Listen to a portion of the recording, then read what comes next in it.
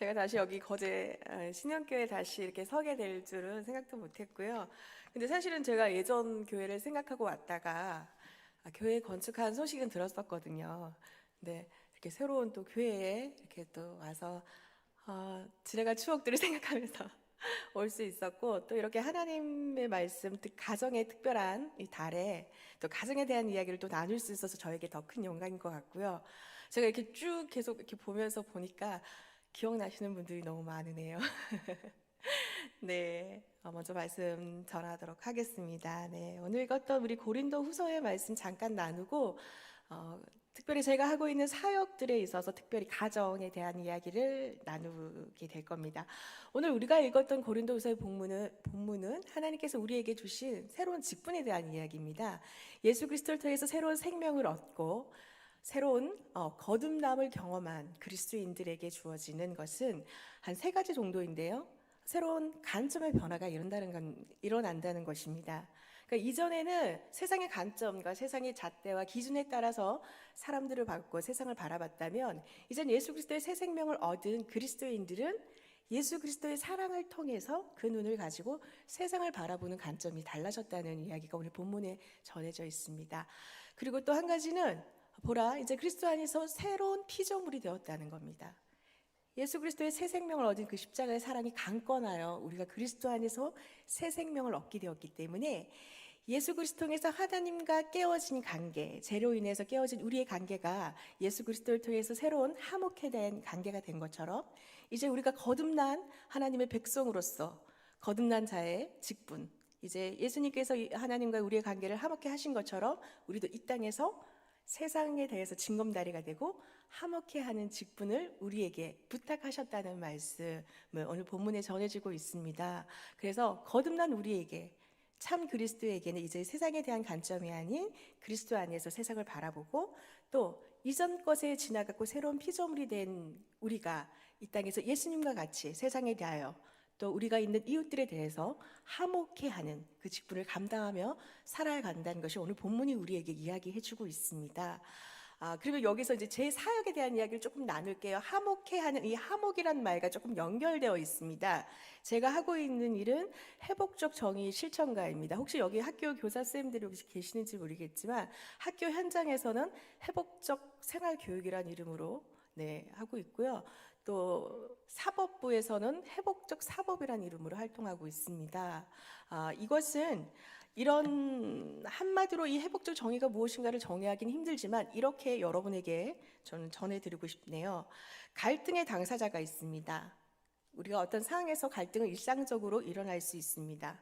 그러나 이 갈등의 과정들이 어떤 처벌이나 통제의 것으로 하는 것이 아니라, 갈등의 당사자가 그 깨어진 피해를 회복하고, 또 잘못의 당사자는 자발적인 책임을 가지고, 그 책임감을 가지고 다시 한 번 더 그 잘못된 부분들을 바로 잡을 수 있는 기회가 주어지고, 그리고 그 갈등의 당사자 외에 그 갈등의 당사자가 있는 공동체는 그냥 단순히 처벌과 통제의 기능이 아니라, 그들이 다시 한 번 더 공동체 안에 재통합될 수 있도록 기회와 안전한 공간을 제공하고, 그들을 다시 한 번 더 우리의 공동체 구성원으로 회복될 수 있는 그 역할을 하는 그러한 가정들을 회복적 정의라고 합니다. 사법기관에서는 사실 응보적 정의의 대안으로서 나온 것이 회복적 정의인데요. 그러니까 이제는 처벌과 통제만으로는 해결되지 않는다.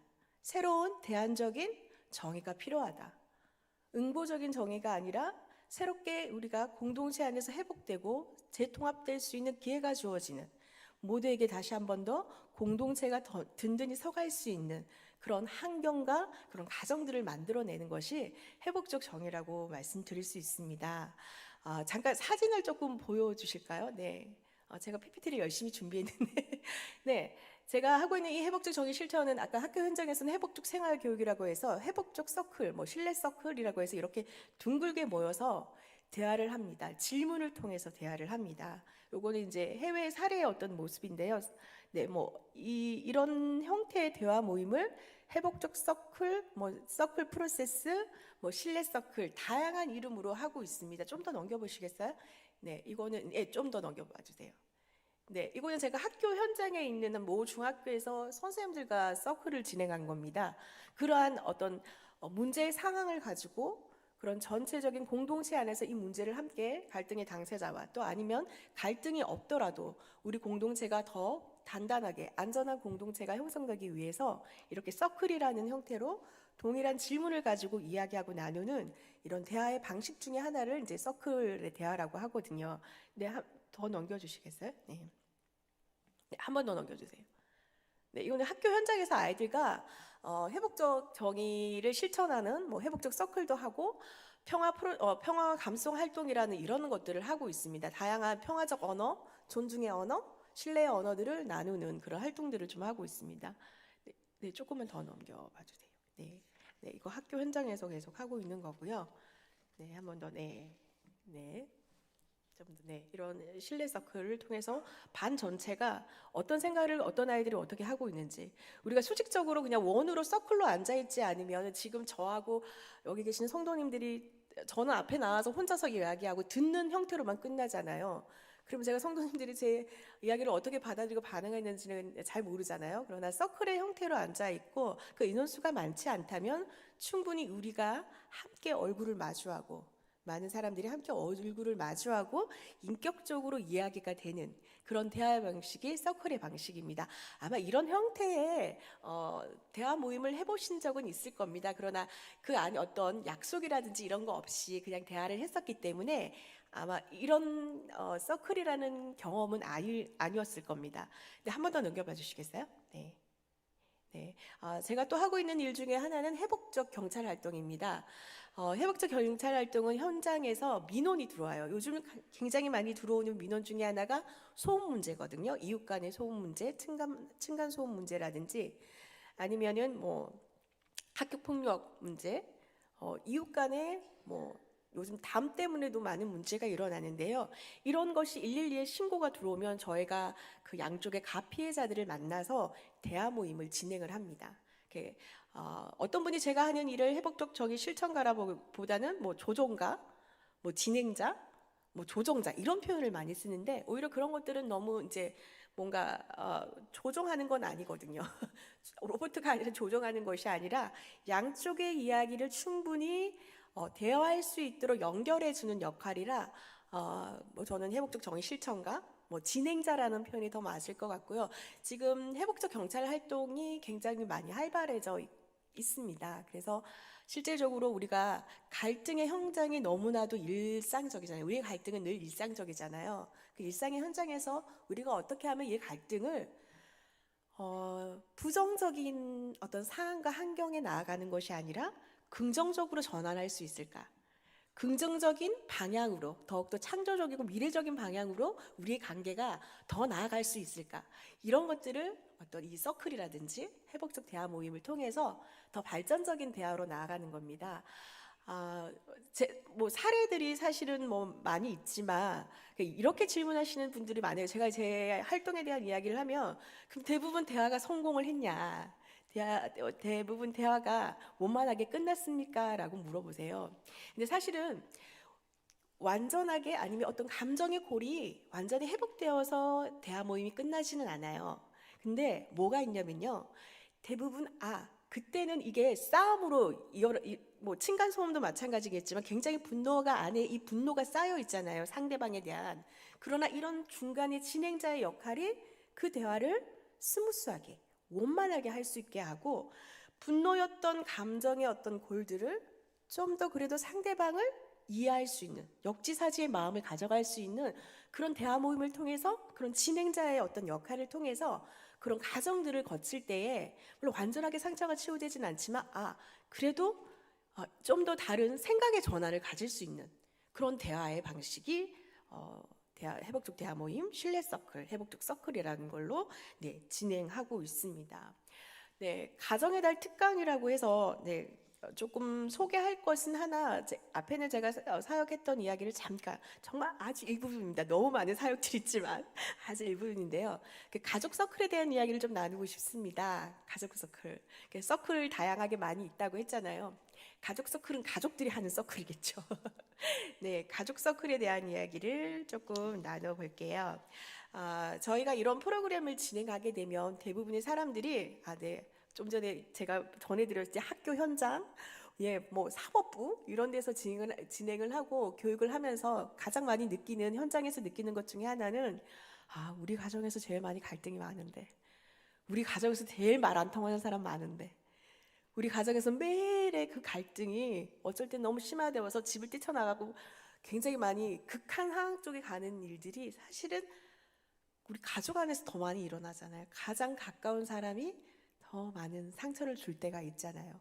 그래서 대부분 이 프로그램을 배우고 교육한 사람 중에 가장 첫 번째로 고민하는 것 중에 하나가, 그래, 우리 가정에서부터 한번 이 서클 진행해 보자. 우리 가정에서 제일 말 안 통하는 우리 남편이랑 한번 대화를 시도해 보자. 아니면 우리 사춘기 지나고 있는, 아니면 지금 막 유치부 아이들 중에 아직 말귀를 잘 못 알아듣지만 그럼에도 이런 아이들과 사소한 일상에 일어나는 갈등을 좀 긍정적으로 전환해보고 우리 가족들이 좀 더 아름다운 공동체로 설 수 있는 그런 방향의 가족 서클이라는 것을 해보면 어떨까? 가족 안에서 그런 것들을 해보면 어떨까? 이런 고민들을 진짜 많이 하고, 특별히 저는 사실은 아이가 없어요. 그래서 저희 남편과 둘이서 서클을 해요. 둘이서 서클을 하거든요. 일주일에 꼭 한 번은 각자 삶이 너무 바빠서 얘기할 시간이 그렇게 없어요. 그래서 저녁에 잠깐 일주일에 한 번, 토요일 이제 전날 이렇게 둘이서 가족 서클을 해요. 그래서 일주일 동안 있었던 일들에 대한 이야기를 나누기도 하고요. 그런 가정들을 통해서 남편에 대한 신뢰, 저에 대한 삶에 대한 어떤 일상의 어떤 그런 것들을 함께 공유하는 시간들을 갖습니다.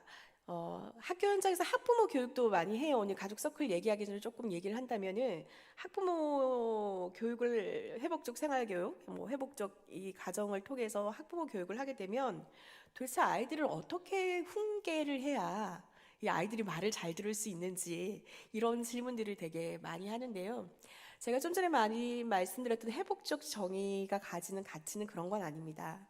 어떤 훈계라든지 응보적 정의의 대안으로 나왔다고 했잖아요. 훈계나 그렇다고 해서 온정주의로 가는 건 아닙니다. 충분한 대화와 규칙과 존중의 약속을 정해서 이런 일련의 좀 더디지만 어떤 한 이런 존중의 약속을 만들어내고 규칙을 함께 정하고, 부모님이 이렇게 일방적으로 전하는 것이 아니라 함께 존중의 약속을 정하고, 이렇게 그런 가정들이 있어요. 이런 가정들을 거치는 게 어쩔 때는 시간이 너무 걸리는 것 같다, 시간이 많이 더디는 것 같다 하지만, 그런 가정들을 거칠 때에 아이도 마찬가지고 부모님들도 내가 이 가정에서, 우리 가족들 안에서 내가 존중받고 있고 내가 이 가정에서 인격적인 존재로 가족 구성원으로 있구나라는 것을 경험하게 됩니다. 그러니까 이런 얘기들을 많이 하면, 왜냐하면 한 대 더 때리는 게 더 빠르잖아요. 훈계하고 한마디 더 하는 게 더 빠르잖아요. 이거 느려요. 굉장히 그런 가정들을 거치는 게 힘들지만, 이런 가정들을 거치게 되면 우리 안에 묻어뒀던 그런 상처도, 깊은 어떤 내면의 가족 안에 있었던 것들을 좀 더 꺼내볼 수 있는 기회가 생기는 거거든요. 우리는 서로에게 이런 원만할 수 있는 가족 구성원으로서 인격적으로 존중받고 사랑하는 존재로서 있어야 될 이런 기회들을 좀 주어줘야 돼요. 우린 그런 거 없이 너무 바쁘게 여유롭지 않게 그런 가족의 관계를 진행해 왔었잖아요. 그렇습니다. 대부분 부모님들이 온정주의와 엄벌주의, 훈계하는 것과 어떻게 하면 그래 아이들 괜찮아라는 온정주의, 이 두 가지의 교육의 안에서 갈등을 많이 하고 있죠. 그러나 저는 엄벌주의가 맞다, 훈계하는 것이 맞다, 아니면은 온전하게 아이들을 달래고 온정주의로 가는 것이 맞다, 이 두 가지가 다 맞다라고 말씀드릴 수는 없고요. 그렇다고 두 가지가 다 틀리다라고 말씀드릴 수는 없지만, 제가 금방 말씀드렸던 것처럼 그러한 우리가 구성원으로서의 서로 존중받고 있고 인격적인 존재로서 우리가 함께 구성원으로 있다라는 그런 기회의 가정들을 주어지는 게 우리에게 필요하다라는 말씀을 드리고 싶습니다. 그래서 가정 안에서 우리가 아이들과 또 아니면 부모님들 안에서 우리가 가장 중요한 것은 가정 구성원으로서 어떤 책임과 의무를 다하는 거잖아요. 아이는 아이로서, 자녀는 자녀로서, 아니면 부모로서요. 그래서 사실 부모의 역할이라는 것이 자녀에게 있어서의 어떤 단순히 가르치고, 가정 내에서 이런 표현을 아이들이 쓰더라고요. 우리 엄마는 판사 같아요 라는 표현을 아이들이 써요. 엄마는 딱 잘라서 말한대요. 이건 아니고 한 번도 저의 어떤 변명이나 이런 것들을 들어주지 않고 엄마는 가정 내 판사 같아요.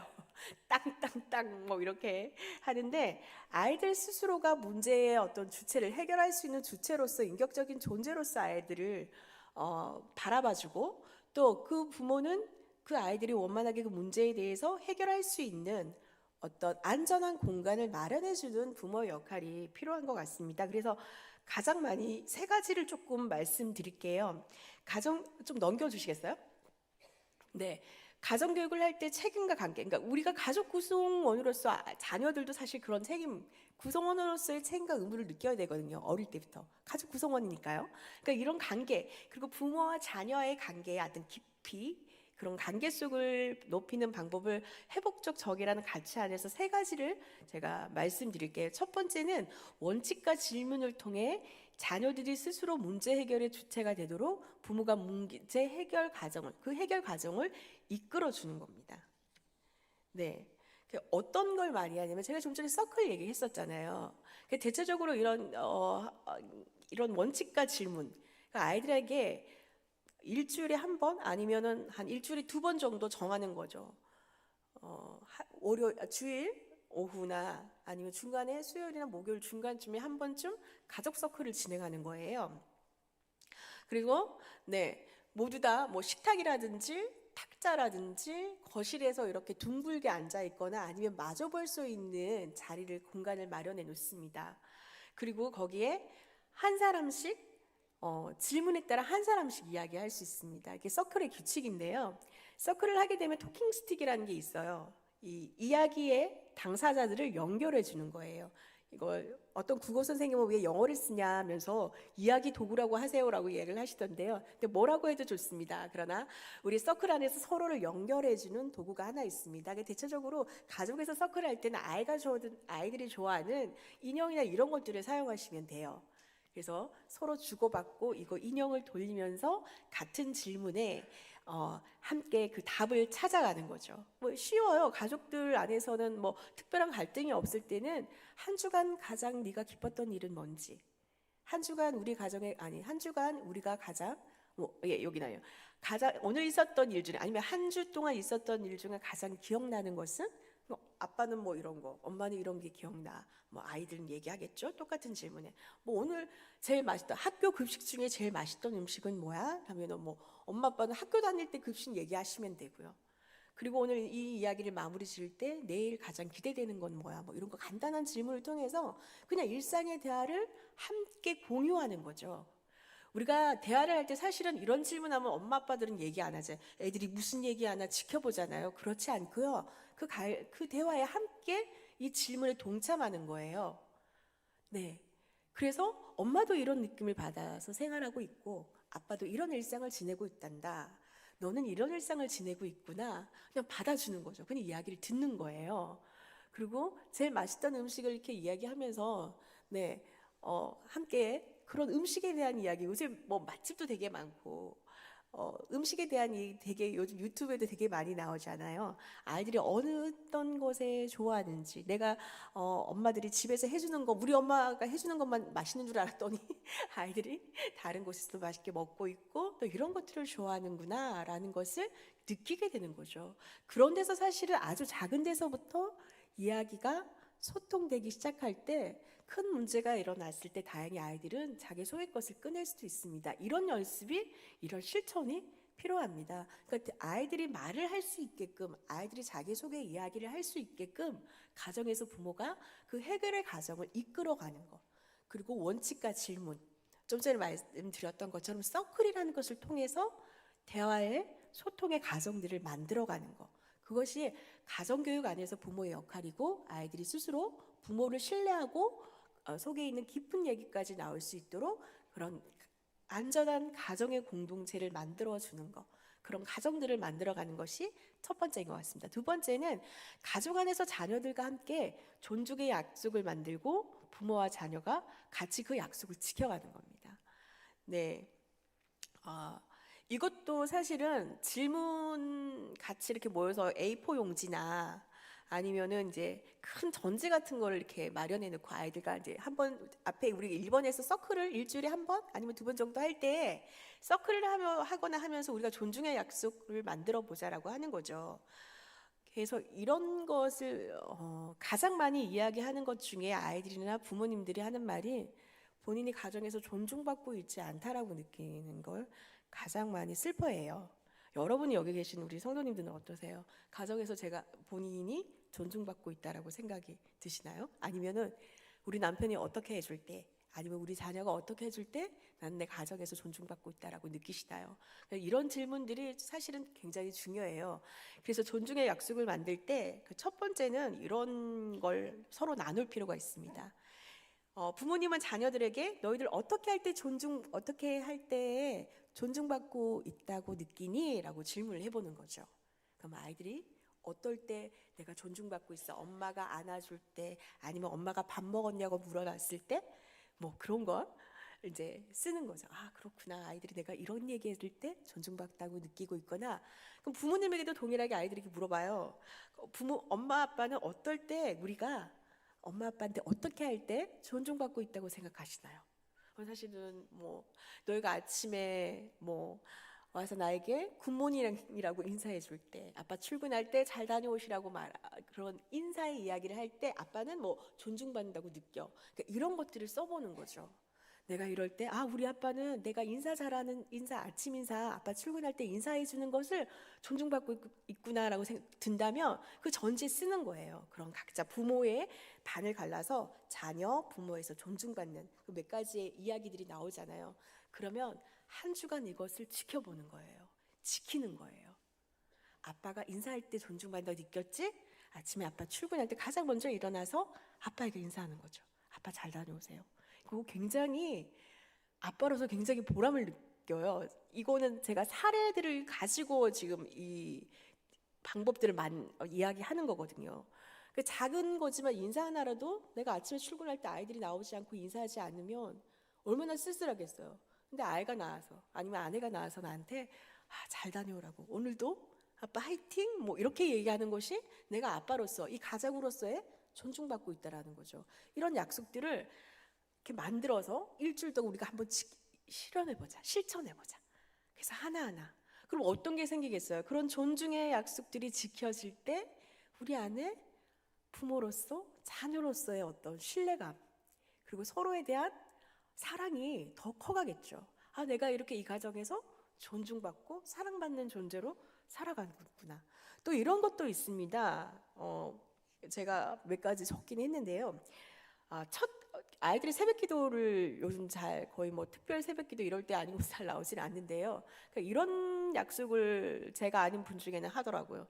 첫 달에 첫 월삭 기도에는 우리 가정이 함께 교회 가서 예배드리기.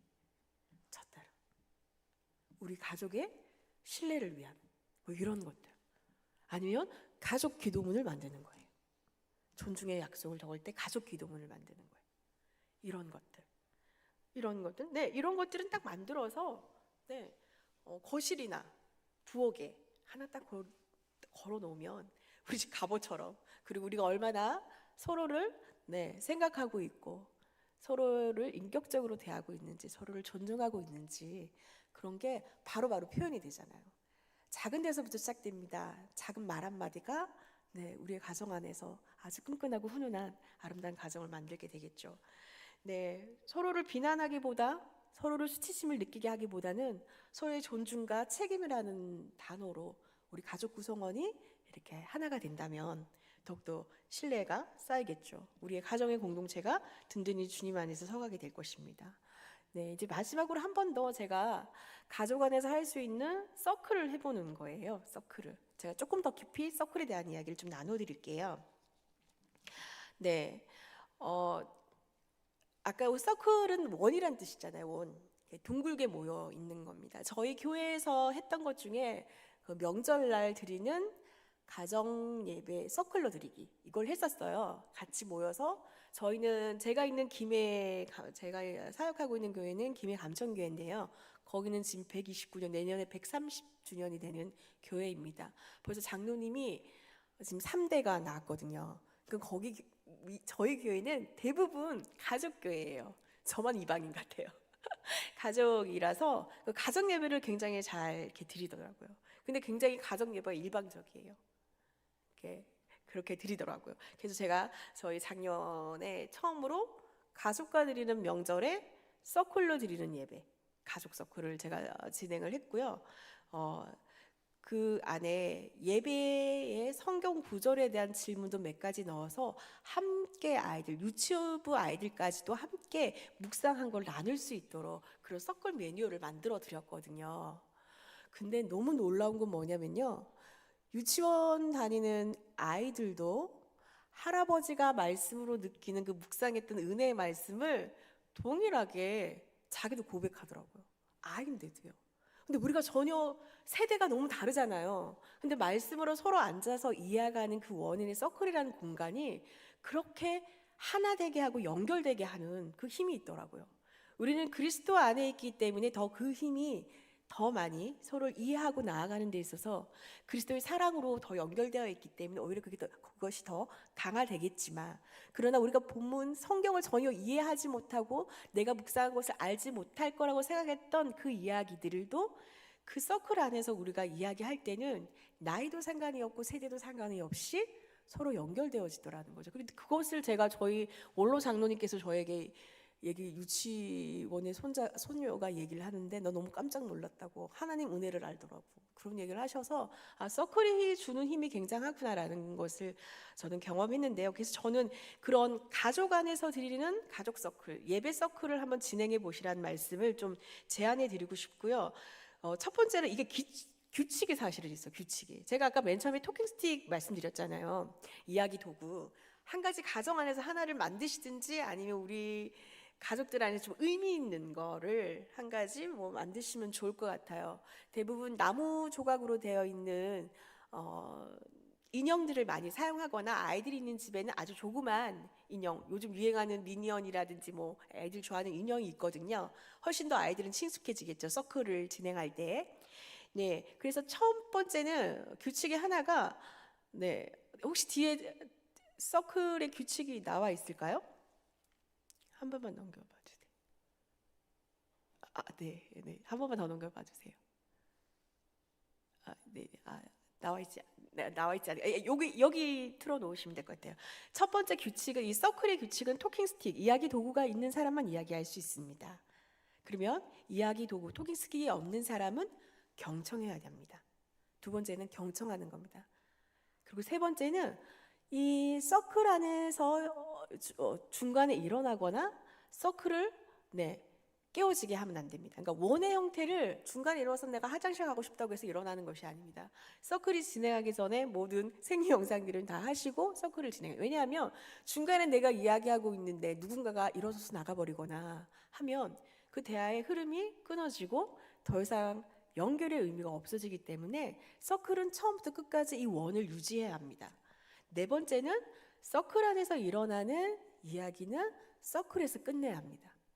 서클이 끝났는데 아까 네가 이런 얘기 했잖아, 아까 왜 그러니 이러면은 갈등이 심화되겠죠.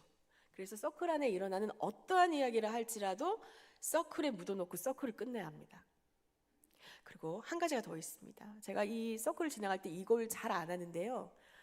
침묵을 초대하는 거예요. 어떤 아이들은 말하고 싶지 않은 아이들도 있거든요. 어떤 질문에 대화하고 싶지 않은, 그 질문은 나에게 너무 불편한 질문이라서 대화하고 싶지 않은 아이들도 있더라고요. 그러면 침묵을 해요, 아이들이. 패스 이런 걸 하는데, 원래 다섯 번째 규칙이 침묵을 존중하자라는 거예요. 누군가의 침묵 또한 무언의 언어다, 그 사람이 표현할 수 있는 언어다라고 얘기를 하는데요. 근데 사실 이거는 조금의 노하우가 필요해요. 그러니까 우리가 규칙을 정한다라는 것은 함께 동의되어서 지키는 거잖아요. 그래서 저는 아이들하고 할 때는 이 마지막 다섯 번째를 빼요. 침묵하는 걸 초대하지 않습니다. 무조건 이 안에서, 이 서클 안에서 이야기하게끔 합니다. 근데 혹시 아이들 중에 좀 더 내성적인 아이가 있다든지 뭔가 금방 대화를 시작할 때에 뭔가 뜸이 많이 들어줘야 되는 아이들이 있더라고요. 시간이 필요한 아이들이 있을 때는 이 침묵을 초대할 필요는 있습니다. 그 아이를 존중하기 위해서. 그런데 우리가 또 대부분 우리 가정에서 가족 서클 할 때 대화가 잘 진행되고 우리 아이들은 그래도 얘기를 잘한다 하면 그 5번째는 빼시고 4가지 규칙을 정해놓고 아이들과 부모님과 이야기하면 좋아요. 근데 대부분 어려워하는 것은 서클은 다 앉아서 해요. 규칙도 얘기하고 다 4가지 이야기를 하면서 얘기를 하는데 도대체 무슨 질문을 해야 될까? 무슨 질문을 해야 될까? 라고 고민을 많이 하게 됩니다. 근데 성경은 사실 우리가 말씀 본문에 가지고 있는 거는 어쨌든지 이렇게 보면 여기도 보면은 질문이 있잖아요. 이런 걸 가지고 가족 서클을 진행하셔도 돼요. 이 질문 가지고 말씀 본문 가지고 이 질문 가지고 엄마부터 아이까지 같이 이야기하고 네, 질문 만드는 게 어렵긴 한데요. 그냥 일상의 질문들을 좀 하시면 돼요. 예배의 질문은 성경 구절에 있는 걸 가지고 질문을 하고 본인은 이 성경에서 하나님께서 어떻게 말씀하시는지 각자 이렇게 질문을 하면 되거든요. 이건 어렵지 않은데 일상에서의 질문이 우리에게는 어려워요. 뭐 아이들 우리 질문하기 쉽지 않잖아요. 어떤 질문을 해야 될지 맨날 같은 질문 하게 되잖아요. 그래서 질문을 좀 고민해 보면 좋을 것 같고요. 저렇게 쉬운 질문도 하셔도 되고 가족들 안에서 아니면 조금 깊은 우리 아이의 이야기를 좀 듣고 싶다라고 할 때는 네, 뭐 학교에서 일어나는 일 중에 뭐 직접적인 이렇게 질문을 하셔도 돼요. 내가 가장 힘들어하는 일, 가장 하기 싫어하는 일, 뭐 이런 것들을 얘기하면서 그 순간에 아이들의 그 표정이나 그 말하는 뉘앙스를 좀 보고 캐치하셔서 이 친구가 요즘 학교에서 무슨 일이 있을까? 무슨 일이 있는 건 아닐까? 그러면 더 깊은 질문을 하게 되는 거죠. 네, 질문 만드는 게 좀 어렵긴 한데요. 다음에 혹시 기회가 된다면 이런 질문 만들기로 따로 프로그램으로 불러주시면 너무 감사할 것 같습니다. 네, 가족 서클은 다른 서클, 실내 서클이나 우리가 학교 현장에서 갈등의 문제가 바로 일어났을 때 하는 것보다는 훨씬 더 수월하긴 합니다. 가족 내에서 하는 거니까요. 근데 사실은 불편하고 어렵습니다. 왜냐하면 너무나도 잘 알거든요. 우리 아이들이 내가 하는 질문에 얘기를 하면 아이들이 뻔한 답을 한다고 생각하고 뭔가 아이들의 이야기에 귀를 기울여 주지 않아요. 아이들이 말하는 걸 무시하게 돼요. 왜냐하면 일상에 우리가 아이들에 대한 그런 마음들이 있는데 그 질문을 할 때 아이들이 말하는 막 길게 하고 그리고 자기 이야기를 하는 부분들이 유치하다고 느끼는데요. 이 질문을 통해서 본인을 한번 보게 될 필요가 있어요. 서클을 하는 것 중에 가장 중요한 것은요. 상대의 이야기를 통해서 본인을 보는 겁니다. 서클이 그냥 둥글게 모여서 얘기하는 것 같지만 그게 다가 아니에요. 제가 조금 전에 가족 예배 드릴 때 유치원생 아이를 통해서 하나님의 은혜를 얘기하는 거 봤다고 했잖아요. 바로 거기서 캐치하셔야 돼요. 우리가 이렇게 모여서 가족 서클을 할 때 아이의 이야기가 들리는 순간 본인의 마음을 직면하셔야 돼요. 우리 아이가 이렇게 생각하고 있는 걸 내가 느꼈던가? 우리 아이가 이런 생각을 하고 있다라는 걸 내가 알았던가? 나도 저 때 이런 생각을 했던가? 자기 자신을 직면하셔야 돼요. 그리고 그 아이의 모습을 통해서 우리의 부모의 모습을 성찰하는 거죠. 아이들의 모습을 통해서. 서클이 주는 의미는 사실 이런 거예요. 얼굴과 얼굴과 마주하면서 그 안에서 자기 자신을 성찰하는 일들이 일어나거든요. 그러니까 그 할아버지가 아이가 예수님에 대해서 하나님께서 나에게 은혜를 주셨다라는 그 말이 할아버지가 들었을 때 처음에는 이 어린아이가 이렇게 했지만 아이들이 받았던 그 은혜가 함께 공유된다라는 걸 느낀 거거든요. 아이들에게도 하나님의 은혜를 알구나. 그럼 지금 나에 든 나에 있어서의 지금의 하나님의 은혜 뭐지? 이런 고민을 하게 됐다는 거죠. 그 아이의 모습을 통해서 이 대화라는 서클이라는 걸 통해서요. 그래서 서클을 대부분 이렇게 가족 서클 이런 겁니다. 서클 이렇게 진행합니다라고 하면 굉장히 단순하고 저게 크게 무슨 의미 뭘 이렇게 힘을 줄까라고 싶지만 서클 안에서 일어나는 것은 성찰이 일어나요. 다른 사람의 이야기를 통해서 그 경청하는 순간 나를 돌아보게 되고 그 이야기가 저 사람이 지금 느끼고 느끼는 감정의 이야기가 나의 감정이 될 때 공동체 안에서 서로 연결되어짐을 경험하게 됩니다. 그래서 그 사람의 아픔이 나의 아픔이 되고 그 사람의 스토리, 그 사람의 이야기가 삶의 이야기가 나의 삶의 이야기로 전해지게 되고 그리고 그 사람의 기쁨이 우리 공동체의 기쁨이 되는 이야기로 연결되어진다는 거죠. 그래서 회복적 이제 조금 이렇게 가족 서클 이야기는 여기 가서 죄송한데요. 이런 서클이 가지는, 그리고 또 제가 회복적 정의의 가치를 가지고 이거 서클하는 것은 우리 안에 있는 상대방을 통하여 우리 자신의 모습을 돌아보고, 그리고 한 개인의 이야기가 나의 이야기에서 우리의 이야기로 재구성되어질 때 그 공동체는 안전한 공동체가 되어지는 겁니다. 가정에서부터 서클을 시작하십시오. 가정에서부터 아이들과 대화하는 방법을 새롭게 해보십시오. 원칙과 질문이라는 것이 부모에게 있어서의 강압적인 질문이 아니라 아이와 함께 만들어내는 원칙과 질문을 가지고 아이에게 기회를 주십시오. 그 아이가 존중받고 있고 하나의 인격체로서 우리의 가족 구성원에 존재한다라는 것을 느낄 수 있도록 질문과 원칙을 가지고 이런 서클들을 진행하신다면, 부모님들도 마찬가지죠. 내가 우리 아이에게 이런 존중의 약속을 통해서 내가 존중받고 있고, 한 부모로서 내가 한 가족 구성원으로서의 든든하게 서 있고, 그리고 거기에 대한 우리 어떻게 했어요? 부모로서의 책임감이 느껴지잖아요.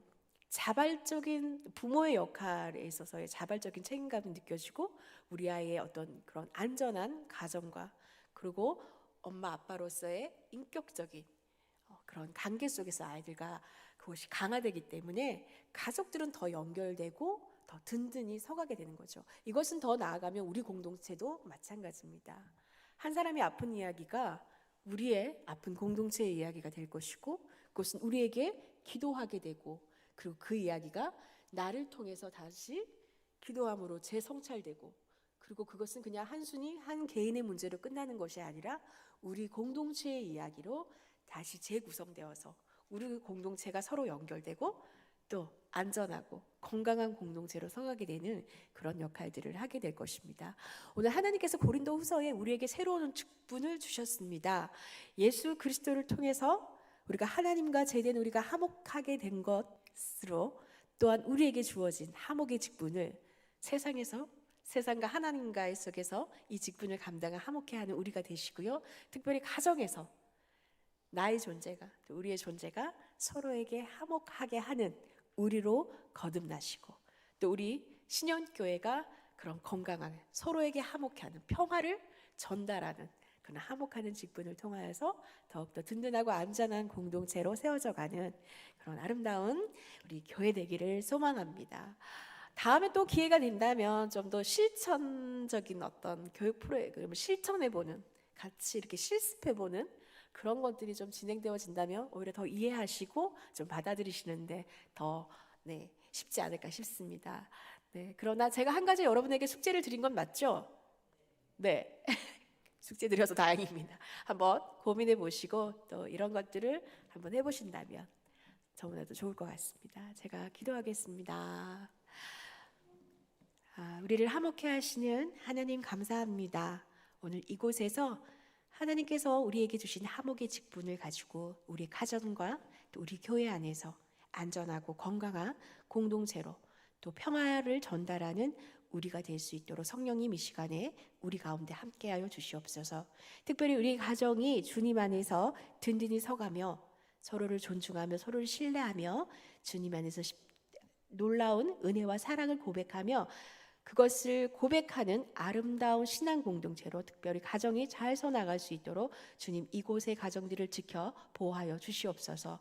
또한 오늘 들은 말씀을 통하여서 우리에게 주어진 직분을 가지고 우리가 있는 삶의 현장에서, 그리고 우리가 서 있는 곳에서 화목해하는 이 직분을 잘 감당해낼 수 있도록 함께하여 주시옵소서. 감사드리옵고 예수 그리스도 이름으로 기도드립니다. 아멘.